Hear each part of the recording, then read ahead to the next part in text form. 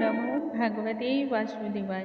नमस्कार दोस्तों, आज के इस वीडियो में हम सुनेंगे देवशयनी एकादशी व्रत की कथा।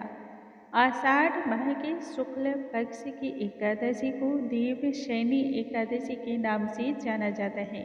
बहुत जगहों पर इसे पद्मा एकादशी के नाम से भी जाना जाता है।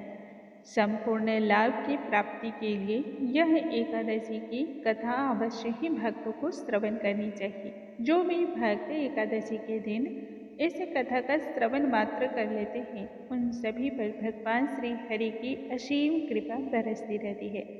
धन, वैभव, सुख, संपदा की जीवन में कभी कोई कमी नहीं होती है।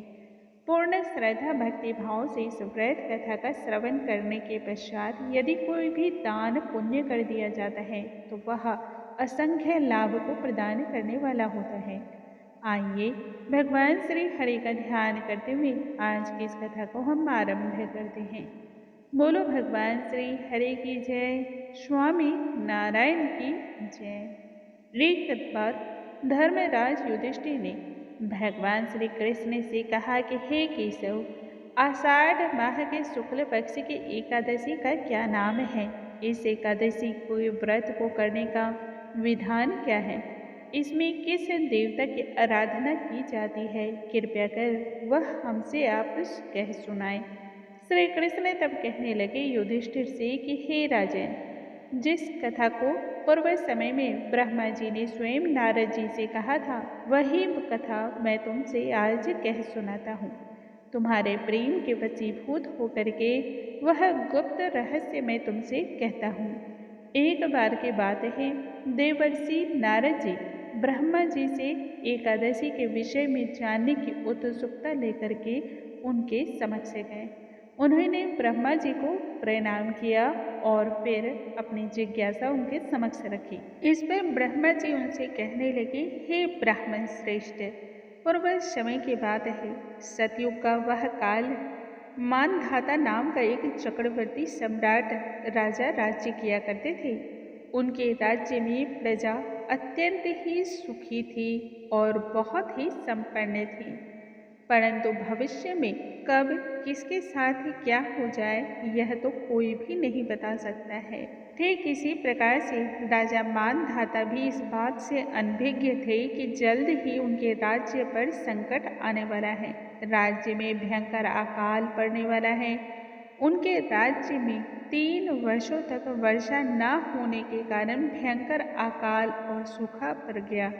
इस अकाल से चारों ओर त्राही त्राही मान मच गई। प्रजा अत्यंत ही दुखी होकर के चित्कारने लगी। पीड़ा से सभी विह्वल होने लगे। धर्म पक्ष के यज्ञ, हवन, पिंडदान, कथा, व्रत तथा अन्य प्रकार के सभी धार्मिक कार्यों में भी कमी हो गई।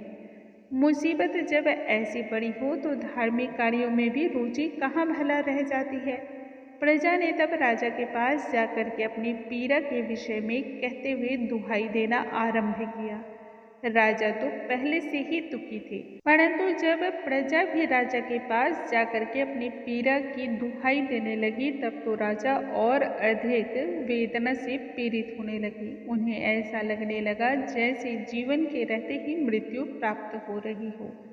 वह लगातार इस बात को लेकर के चिंतित रहने लगे। आखिर ऐसा मैंने कौन सा पाप कर्म कर दिया जिसका दंड मुझे ऐसे मिल रहा है। जब राजा को इस कष्ट से मुक्ति प्राप्त करने का दूसरा कोई अन्य साधन नहीं प्राप्त हुआ, तब राजा समस्या के समाधान हेतु जंगल की ओर अपनी सेनाओं को साथ लेकर चल पड़े। जंगल में अपनी सेनाओं के साथ इधर उधर भटकते फिर रहे थे। एक दिन की बात है, वे ब्रह्मा जी के पुत्र अंगिरा ऋषि के आश्रम में जा पहुंचे। उन्होंने वहां पहुंच करके ऋषि को साष्टांग प्रणाम किया। ऋषि ने भी राजा को आशीर्वाद दिया और कुशल क्षेम के विषय में पूछा। राजा ने आश्रम में आने का अपना प्रयोजन उनसे कह सुनाया। कहने लगे कि हे महात्मा, मैंने अपने पूरे जीवन काल में संपूर्ण रूप से धर्म का पालन किया है, फिर भी अपने राज्य में सूखाग्रस्त और अकाल देख करके मैं भयभीत हो रहा हूँ। कृपया कर इसके विषय में जो कारण है वह मुझे बतलाएं एवं इसका समाधान भी बतलाएं। तब महर्षि कहने लगे कि हे राजन, यह युगों में सबसे उत्तम सतयुग है। इसमें छोटे से छोटे पाप का भी बड़ा ही भयंकर दंड प्राणी को भुगतना पड़ता है। इसमें धर्म अपने चारों चरणों में व्याप्त रहता है। ब्राह्मण के अतिरिक्त किसी अन्य जाति को तप करने का अधिकार नहीं है, जबकि आपके राज्य में एक शूद्र तपस्या में लीन है। यही कारण है कि आपके राज्य में वर्षा नहीं हो रही है और प्राणी त्राही त्राही मान कर रहे हैं। यदि उस शूद्र को मार दिया जाए तो निश्चय ही सभी दुखों का अंत हो जाएगा, परंतु राजा का हृदय एक निरपराध शूद्र तपस्वी को मारने का तो हुआ ही नहीं। मन अत्यंत ही करुणा से द्रवित हो गया। उन्होंने कहा कि हे देव, मैं भला उस निरपराध को कैसे सजा दूं? मेरा मन इस बात को लेकर के कदापि स्वीकार नहीं कर पा रहा है। यदि कोई अन्य उपाय है तो वह मुझे बतलाएं। तब महर्षि अंगिरा ने पुनः कहा, हे राजन, आषाढ़ माह के शुक्ल पक्ष में जो एकादशी आती है, उस एकादशी के व्रत को तुम करो। इस एकादशी के प्रभाव से राज्य का सूखाग्रस्त हाल मुक्त हो जाएगा और चारों ओर वर्षा होगी। राज्य में पुनः से आनंद की वर्षा बरसने वाली है। राजा यह बात सुनकर के अपने राज्य को लौट आए और चारों वर्णों सहित राजा ने पद्मा एकादशी का व्रत पूर्ण विधि विधान के अनुसार किया। व्रत के प्रभाव के कारण ही राज्य में मूसलाधार बारिश हुई। राज्य में फसल लहलहाने लगी, खेत खलिहान झूमने लगे, वृक्ष में नए नए पत्ते आ गए, लताएं झूमने लगी और वातावरण बहुत ही ठंडा, बहुत ही सुकून भरा हो गया। राज्य में फिर से धन धान्य की बरसात हुई।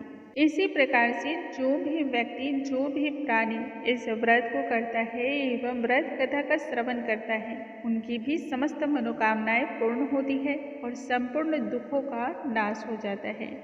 बोलो भगवान श्री हरि की जय, स्वामी नारायण की जय। दोस्तों, आज के इस वीडियो में हमने सुना देवशयनी एकादशी व्रत की कथा। अगले वीडियो में पुनः से मिलेंगे, तब तक के लिए नमस्कार। हरे कृष्णा, राधे राधे।